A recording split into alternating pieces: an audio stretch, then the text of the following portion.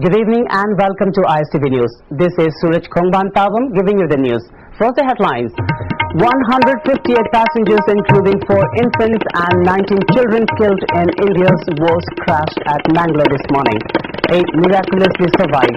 Government orders inquiry into the crash. And people along the National Highway 53 received Consumer Affairs Minister Y. Rabot, who brings several goods trucks from Jiribam.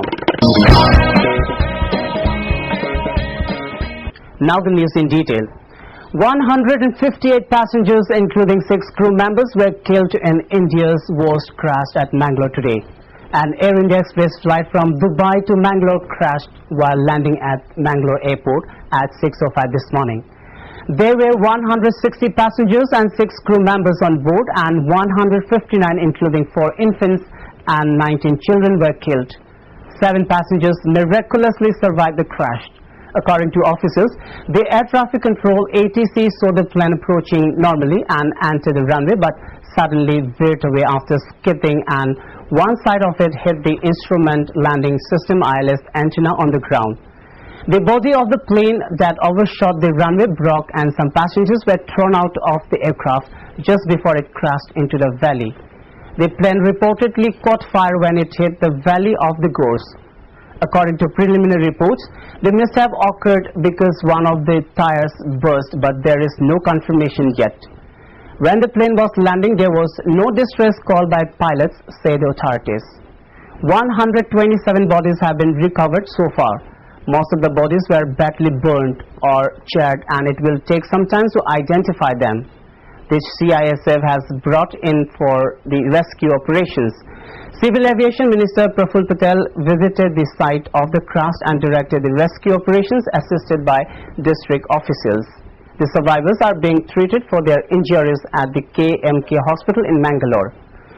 Praful Patel said the pilots were experienced ones and the black box is yet to be found.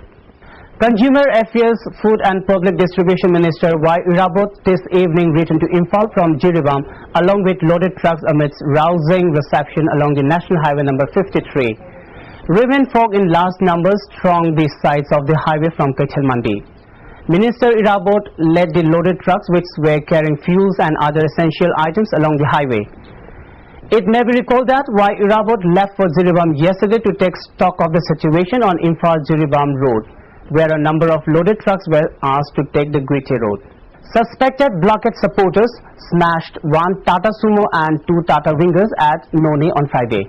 The incident happened around 9 p.m. when 7 to 8 persons coming in a Maruti Gypsy overtook the 3 vehicles and blocked their way and prevented them from proceeding further. The unidentified blockade supporters then took away the keys of the vehicles and asked them not to alight from the vehicles. They asked if there were any passengers from Jiribam and started breaking the front glasses and lights of the vehicles. The vehicles were forced to park at the spot till 12 a.m. They left the spot after seeing an army convoy coming from the opposite direction. However, 2 persons came out from the Noni Bazaar and asked them to immediately leave the area. 1 woman passenger said they reached Imphal without light. The first foundation day of the Mangang Construction Private Limited was held at Jawaharlal Nehru Manipuri Dance Academy. As part of the foundation day, a souvenir was also released. AXIL President Gomti Lema attended the function as chief guest. Various speakers lauded the enterprising and innovative role of the Mangang Construction Limited in the interest of the people of Manipur. Cultural programs were also presented.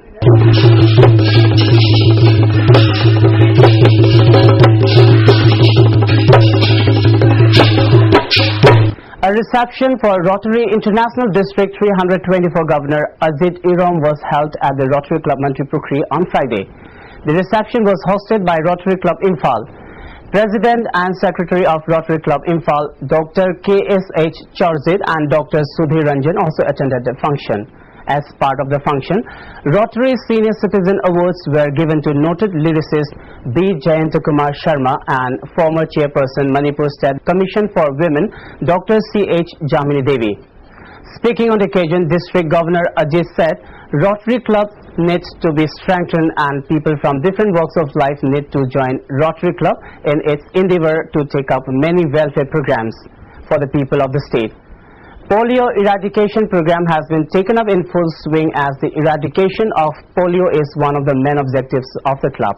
The club would continue to do so, he added. Tangjeng village in Thoubal district is included in the World Biodiversity Site.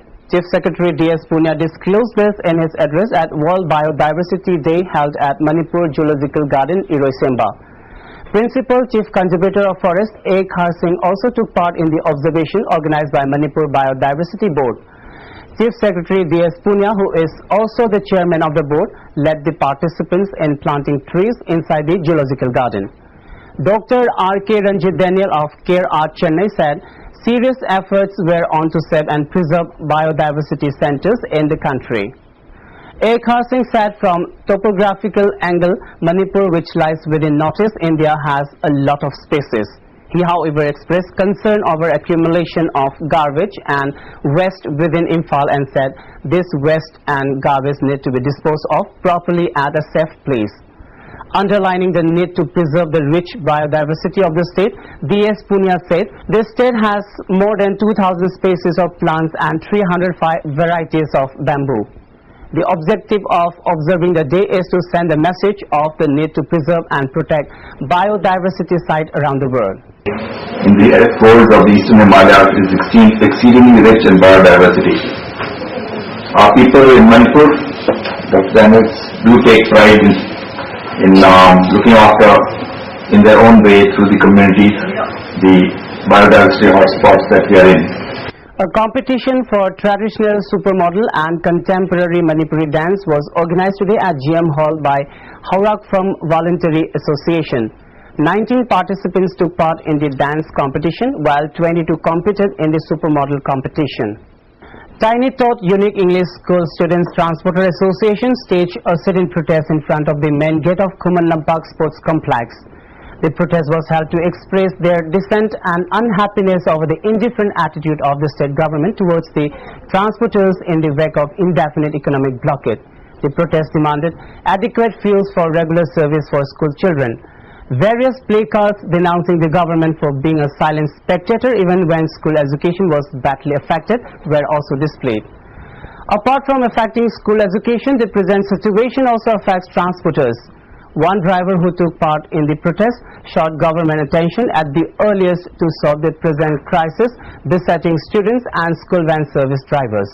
Airlifting of essential food items and fuel from outside the state continues following the indefinite economic blockade along the two national highways.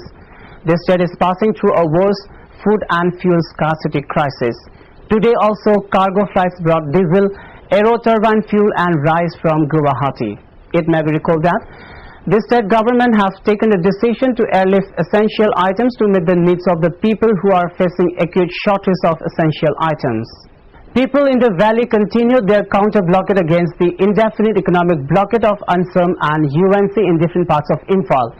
Members of Lalambung Makhong, Takhelambam Laikai Apunda Maira Paibilop this afternoon pulled down 57 rice bags from a Tata 407 which was transporting them to Machikul in Nungba subdivision, Tamenglong district at Lamphel supermarket.